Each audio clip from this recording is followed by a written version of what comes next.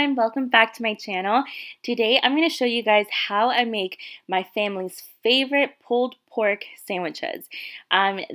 This recipe actually calls for Dr. Pepper, which is so weird, I know, but it's actually super duper good.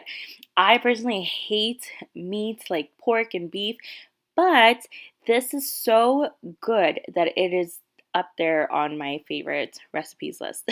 So I would have to say it's pretty dang good.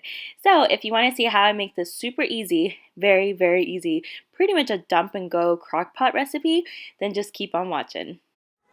Okay guys, so these are the ingredients, so it's not too bad. So first of all, you're gonna need 1 onion chopped. This actually is optional. You don't have to do it. I've done it without it and it tasted just as well, but I kind of like it with onion. This is gonna use Dr. Pepper. I've done it before with root beer, which was also super yummy, but this time I'm gonna be using Dr. Pepper.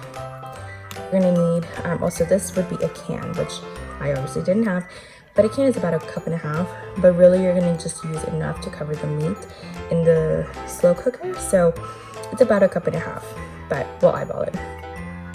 Then you're gonna need about 1 cup of barbecue sauce. So this time I'm trying the sweet honey, but just regular barbecue sauce is pretty bomb too.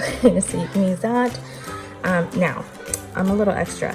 Because I mentioned that I do not like pork and I don't like beef, I just don't like meaty taste like that, I season the heck out of the pork. So here I have garlic powder, paprika, rosemary, thyme, onion powder, oregano, mustard, a little bit of everything. This is definitely to taste, you know, like you can kind of switch it up. Definitely do not need all of these. You can even just do salt and pepper and let these two do their job, which will still be good, but it still has a tiny bit of that porky taste that I personally don't like, even though it's pork. But this is how I like it. So I just season it to taste, whether that's just salt and pepper, or you want to kind of add a couple of these things. With all of these, it's so good, so good. Now, I do wish I had more, I can't say that word, Worcestershire sauce. But I don't have any, I just ran out. So unfortunately, we're gonna have to do it without it, but it'll be fine because just these two are like the stars of the show pretty much. So as long as you have these two, you'll be fine. So now for the actual pork, this time I'm using boneless pork tenderloin. I got this from Aldi, super inexpensive. You can use shoulder, you can use actually a couple different cuts of pork, of meat. So you can just find one that you kind of like a little bit more, but I've used this. It's fine. I think it's pretty good. It has enough fat to keep it like moist. I think it's a pretty good cut of meat for pulled pork, but I know people might have certain preferences. So, but yeah, but these are overall all the ingredients you will need.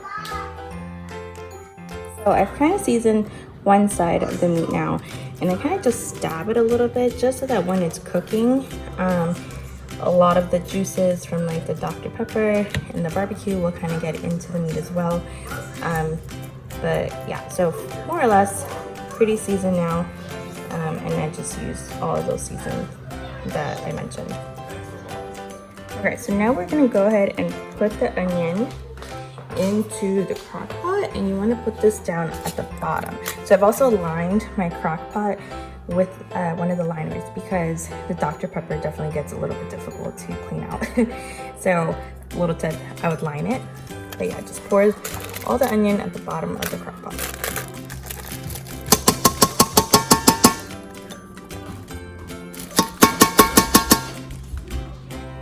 So now you're just gonna want to put the meat on top of the onion inside the crock pot.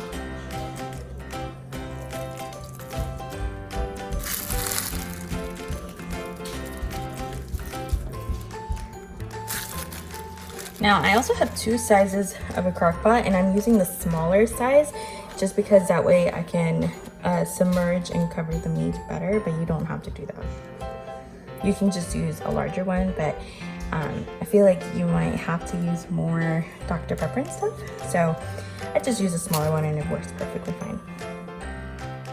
Now on top of the meat, I'm doing half of the barbecue sauce. So half the cup, and the other half cup we'll add later, but just do a little bit just to kind of get that flavor going in the meat now. So yeah, so just go ahead and put half the cup on the meat right now. So that must go on encima. So now I'm adding the Dr. Pepper. This is just 1 cup of Dr. Pepper, just so that I can like kind of measure it out for you guys, and you guys can see kind of about how much I use. But I'm pretty sure we're gonna need at least another cup. So, but just to kind of get an idea of how much I'll be using. Number 2. So if you can see, we still have a little bit of meat sticking out. I'm gonna add a little bit more, maybe just under a cup more.